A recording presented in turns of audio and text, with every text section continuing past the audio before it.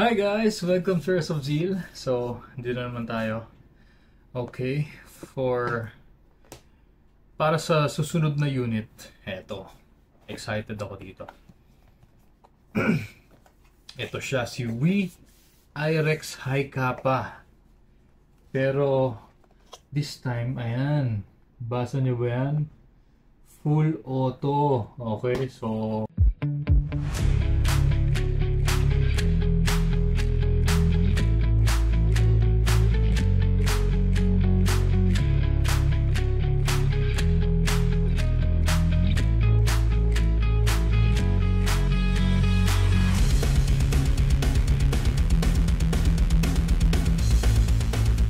ngayon lang ako nakahawak ng IREX na full auto.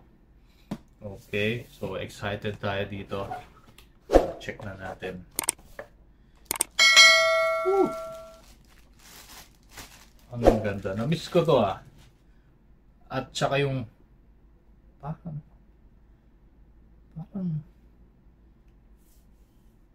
parang hindi na to 6.0. Ano ba to? Gano'n mo haba to? Check na natin mamaya. Ang haba oh. Ang ganda. IREX High Kappa na silver and silver barrel. Ayan. Again, is made in Taiwan. Okay, hindi kita eh. So, ayun na nga. Ang ganda nito. Full auto. Testingin natin. So, pakita ko lang guys, no? Wow. Ang ganda, oh. Para siyang island barrel, oh. Meron siyang ports dito. Tapos, syempre, fiber optic ang rear. Fiber optic ang front. Ayan o, green and orange. So kung makikita nyo, napakadaling sumipat. Oh, diba? Napakadaling sumipat. Okay? Wow. So excited para matesting natin to. Ang ganda. And syempre, ayan siya. May magwell siya, oh. Ang ganda lang. Okay? Hindi natin patagalin to guys. Out of the box pala, ayan, meron siyang syempre magazine. Tapos meron siyang ano to? May mount na kasama. Okay, may mount siya kasama. And meron siyang ito guys, itong part na to hindi ko alam kung anong tawag, pero kasama siya dun sa parang extra lang to dun sa unit. Sa loob nito kasi may para siyang spacer eh. Para siyang spacer.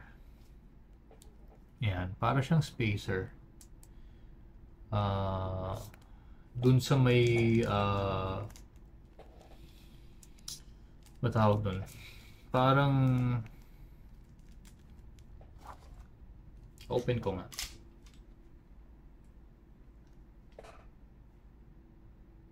Para makita nyo. Ayan.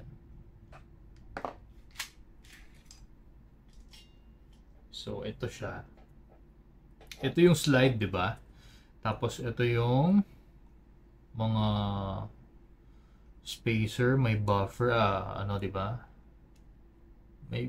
May plastic na spacer. Ayan. Tapos ito, yung parang hugis bala. Spacer pa rin yan eh. Spacer pa rin yan eh. Ayan o. Ayan o. Nakashoot siya dito. Kita nyo yung parang pin. May pin dyan, di ba? Kita nyo. Nakashoot siya dyan. Kita mo yung butas. So, sa T-Rex High Kappa kasi, itong dulo ng ano ba to? Spring guide. Itong dulo ng spring guide, naka-shoot na dito, nakasagad na yan dito sa may ano, sa may chamber. So, itong IRX, meron siyang parang spacer. Ito yung spacer. Tapos, ito yung plastic. Okay, so siguro kaya nila ginawa yan dahil ah paano ba to? Siguro nababasag to, no? Well, kasi kasi nag-blowback yan, di ba? Pero hindi ko alam kung bakit siya ginawa ng extra, pero kasi di ba, yung blowback naman niya is pag ganun. So dikit sila. Siguro may instances na nabasag nga to. Kaya ang galing lang kasi naglagay sila ng extra. Pero hindi ibig sabihin na mabilis mabasag ah. Maganda lang yung magaling lang yung si Wii. Dahil syempre at least meron ka extra in case na mabasag. Pero hindi ibig sabihin na mabilis mabasag kaya siya naglalagay. Okay? So, balik na natin. Suabe oh. Suabe oh. Suabe. Okay, so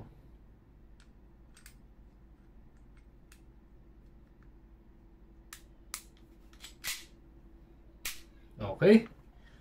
Again, ito na si Wii IRX High Kappa. Tignan nyo naman. Look at the detail. Ang ganda. Wow. Diba? Okay? Ganda. So, testingan na natin siya. Okay? Siyempre, unang-una, lalagyan muna natin ng BBs. Bababa nyo yung spring. Ang higpit ng spring, oh. Ingatan nyo lang na huwag nyo mabibitawan, okay? Kasi, ang tendency niyan, pwedeng mabasag yung pellet follower. Pwedeng mabasag yung pellet follower. At yung isang pwedeng mangyari pag may bala kayo, kunyari may bala na dyan, di ba? Pero hindi siya puno. Pag ito nabitawan nyo, yung force nun sasagad dito, yung BBs tatama dito sa mismong lip, dun sa maglip, di ba? Yung dulo nito, sa mga may alam, di ba nakaganon siya? So, yun yung humahawak sa BBs eh. Yung parang dulo nito. Ayan, oh. Parang may ganyan siya. So, pag tumama yung BBs doon, may chance na mabasag yung maglip. At pag wala naman bala, tapos nabitawan nyo, yung pellet follower naman, tatama dito sa maglip. Basag naman yung pellet follower. Okay? So, lagi nyo tatandaan na pag binaba nyo yun, itong pellet follower, may parang ano dyan. Ayun o, dyan nyo lalagay yung kuko nyo. Dyan yung igagano yung kuko nyo, tsaka nyo bababa. Yun lang, laging tandaan na higpitan nyo lang yung pag ano. Okay. Tapos, ng pag-load ng BBs, ito naman yung gas. Green gas natin is yung 12. Kung di ako nagkakamali, yun yung pressure niya. Yun yung lakas. Okay, so baba nyo lang. Mga 5 seconds. Good to go. Then, pasok nyo yung magazine. Tapos, kakasan nyo. Again, ito na naman tayo sa pagkasa. Always trigger finger out, ha? Alam niyo ng discipline na yan. Bago kayo bumili, bago kayo magkaroon ng ganito, kailangan alam nyo na yung mga basic discipline, yung paano mag-operate. Every video naman pinapakita ko. So, sa mga interested, mabuting manood muna. Kahit na yung pinaka-basic lang to operate, maganda may knowledge muna tayo doon. Para iwas na rin sa tanong na paano to, paano yan, para saan to, para saan yan, di ba? Marami naman paraan kung paano malaman yung mga ganun. Unang-una, manood ka dito. Okay? So, yun na nga. Again, sa pagkasa, pull back tapos release. Okay, wag nyo nang pag pull back nyo, idahan-dahan nyo pang ganun. Wag na. Parang siguro yung iba, medyo pagbago pa, di ba? Medyo gusto natin alagaan yung unit. Pero, ganun po talaga yon. Wag po tayo mag-alala na baka pag nirelease natin ay grabe yung parang ganito. Yung parang ganun. Malakas talaga yung pagbalik, pero ganun po talaga. Normal yon. Okay? So, yun lang. And always, nakalabas ang trigger finger. Hanggat hindi pa tayo ready. At syempre, tutok nyo palagi sa safe direction. Yung walang tatama, masasaktan. Okay? So, ito na siya. Si WeIrex High Kappa. FPS test gamit ang .20. Firing. Uy! Sorry, nakalimutan ko. Ito pala ay full auto at nakababa siya. Okay? So, ang full auto again. Ang full auto, okay, pag nakataas yan, yun yung semi-auto. Okay? Pag nakababa siya, yun yung full auto. Nakita nyo naman kanina kung paano yung full auto. So, ito muna yung semi-auto. Sorry, nakalimutan ko. Okay, spa. Okay. Firing.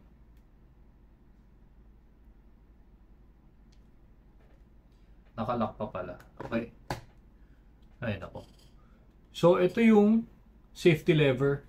Okay, so sa left side nung unit, ito yung left side. Ito yung lever ng safety.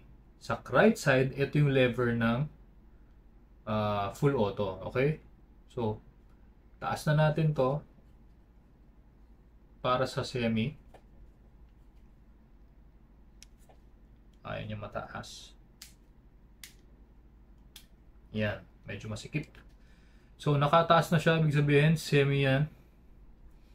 Tapos, ito yung lever ng safety. So,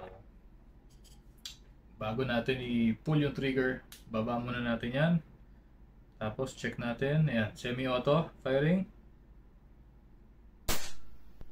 365.6.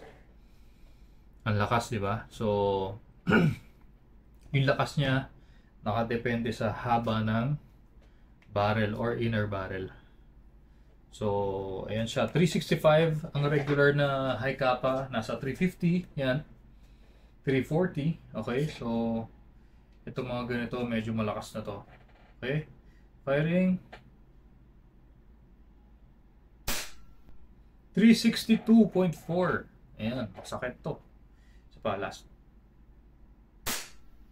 363.6. Okay. So, ito na. Konti na lang.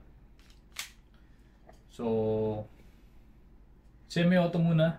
Blowback test tayo. Firing.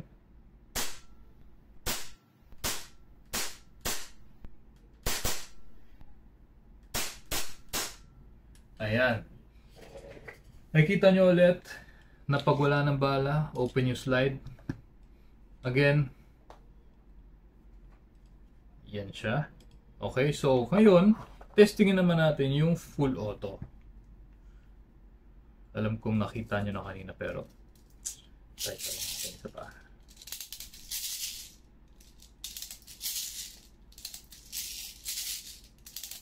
Ayan, para medyo masaya-saya. Tapos lagyan natin ng konti. Okay, so pasok natin yung magazine. Tapos baba nyo yung slide stop. Ito yung slide stop, bababa nyo yan. Ito. So, ibig sabihin, loaded na to. Okay, tataas ko muna yung safety. Tapos, ito yung lever for semi and auto. Ito yun. So, nakataas siya, semi yan. Pag binaba mong ganun, naka full auto na siya. Okay, so, ito na, full auto. Try natin yung blowback. Again, naka safety to. So, baba ko muna yung safety. Gagamitin ko yung thumb. Okay? Baba mo yung safety lever bago pumatok. Then, try na natin to. Again, since pinasok ko yung magazine, tapos binaba ko lang yung slide stop, ready to fire na. Okay? So, firing tayo ng full auto. Firing.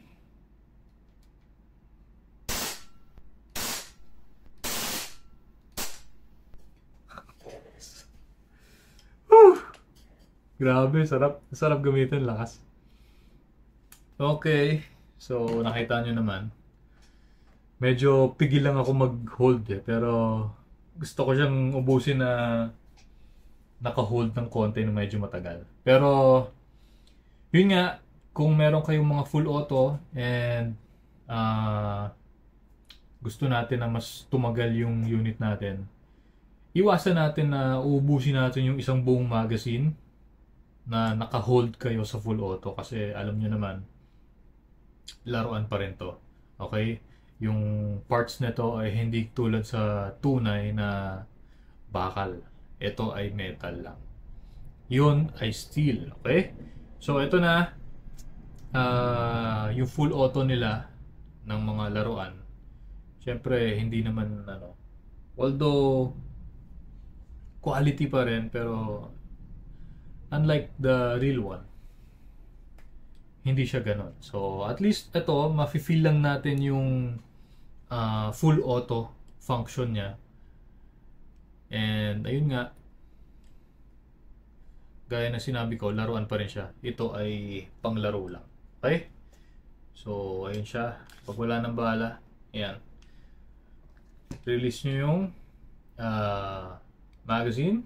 Bababa nyo yung slide stop. Tapos, hammer down. Again, tutok nyo sa safe direction. So, ayan na. Safety na yung unit. Safe na yung unit. Tapos, ano ba? May mga safety features pa to. Ito, tulad nito. Yung sa likod. Hindi nyo makakalabit yung trigger hanggat di nyo dinidiinan to sa palad nyo. Okay? So, halimbawa, nakaganyan. Tapos, ito lang yung kakalabitin nyo. I mean trigger lang, yung trigger lang. Hindi kasama to. Hindi siya puputok.